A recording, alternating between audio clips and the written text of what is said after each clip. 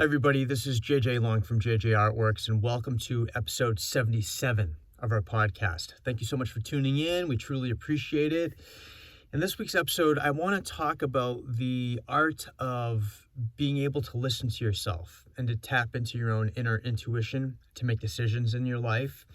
And I think the sooner you're able to adopt this skill into your life, the more at peace you'll feel, the more confident you'll feel, and the less dependent you'll be on other people to sort of help you make those decisions.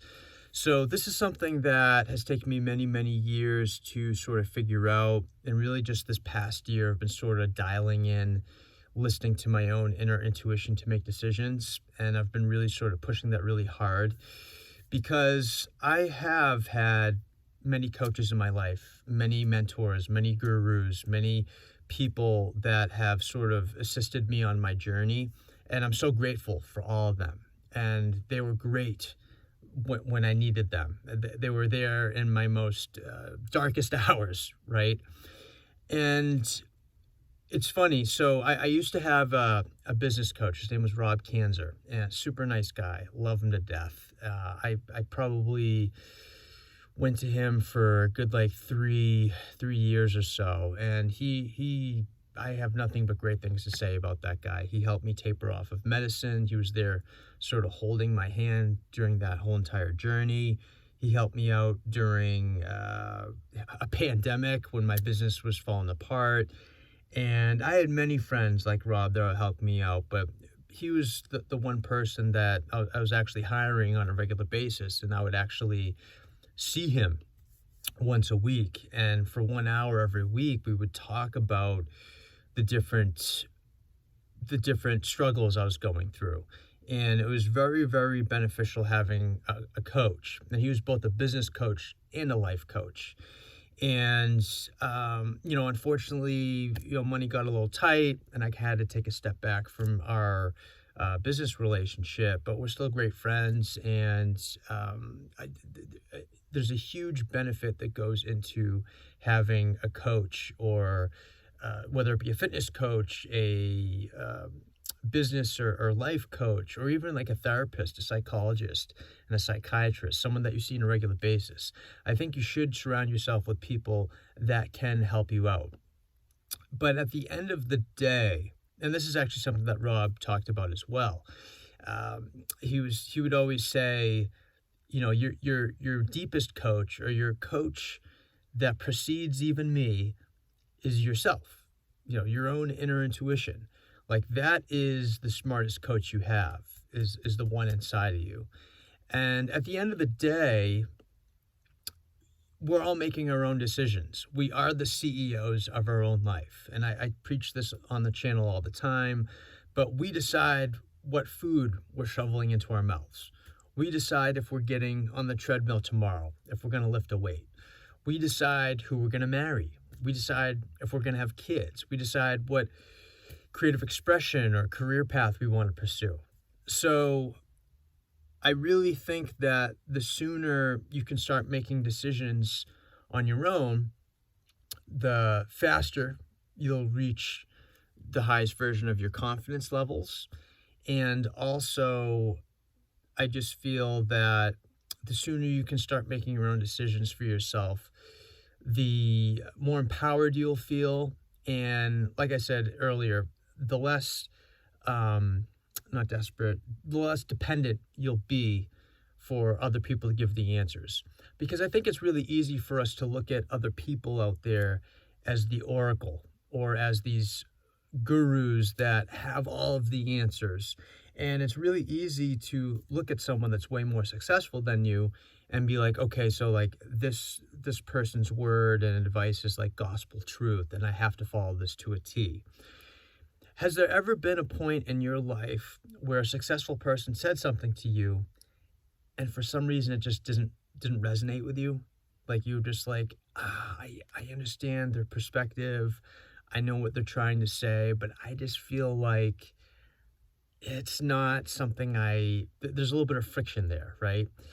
And I'll use the example of, I think health and fitness is a great example for a lot of things, but I'll use the example of someone that's trying to get fit and they're trying to seek advice, and they have a friend that is maybe an Olympic swimmer or someone that's just like really fit, really toned up, really lean, but their method of exercising is swimming. And you go to your friend that's a swimmer and be like, hey, so what do you do? Like, how do you get in shape? He's like, oh, you got to do swimming.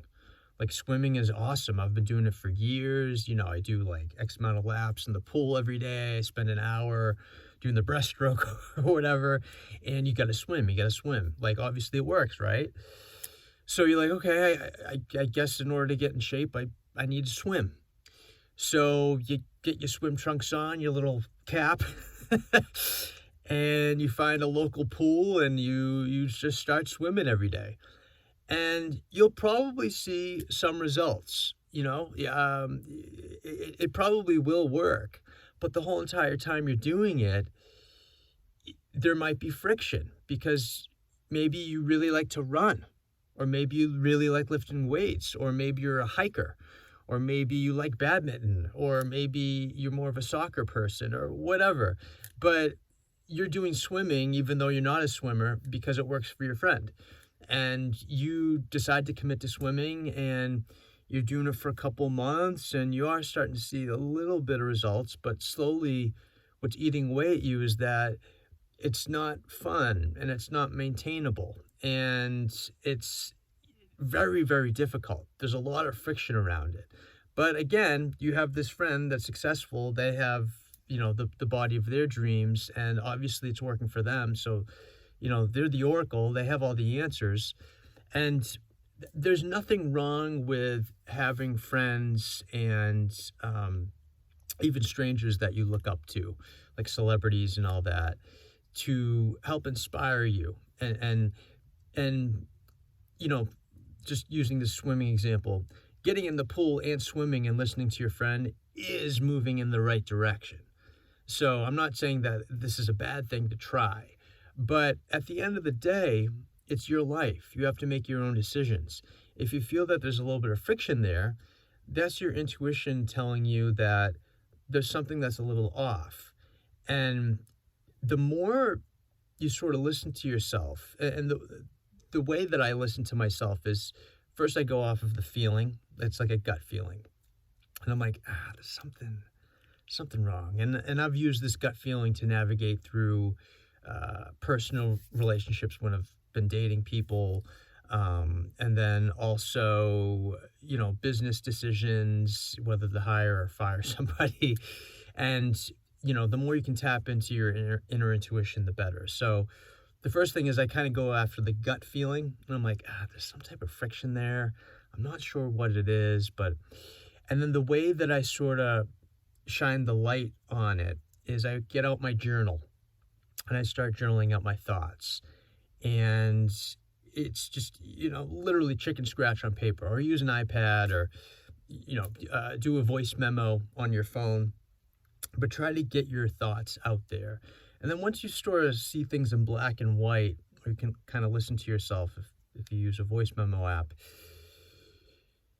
you start, it's like separate from you. Like when you have it written on a piece of paper or you have it on some other tangible device, it's separate from you, and you can look at it like a bird's eye view, kind of looking down on its prey, and you can sort of analyze things and kind of like zoom in on it, or zoom out or zoom in. And it's a really good tactic because you're able to sort of see things and notice things and start to articulate things and kind of come to a decision. And it's like, oh, you know what? Maybe the swimming thing isn't working, or maybe there's friction there because I just don't like being in water. I don't like feeling cold. But I understand now that exercise does work. I've lost X amount of pounds after the past 2 months, but maybe I can try doing something for an hour that doesn't involve swimming. Maybe I can start running and jogging. Maybe I can do Taekwondo, or, try some martial arts, or maybe I can try yoga or something else that's going to help burn calories, right? Maybe daily walks. So swimming is pointing you in the right direction. Listening to your friend that's successful is pointing you in the right direction. But at the end of the day, you're making your own decisions. So I'm going to leave it at that. Just do your best to continue to listen to yourself, follow your own inner intuition. You have all the answers. You're just going to tap into it. And any more tips and tricks, I will let you guys all know on the YouTube channel. So thank you guys so much for tuning in. Truly, truly appreciate it. I hope you're having a great spring. I hope you're all staying safe and healthy out there. And I'll talk to you all next week in episode 78. Wow, we're getting up there. Talk to you soon. Have a great one. Bye-bye.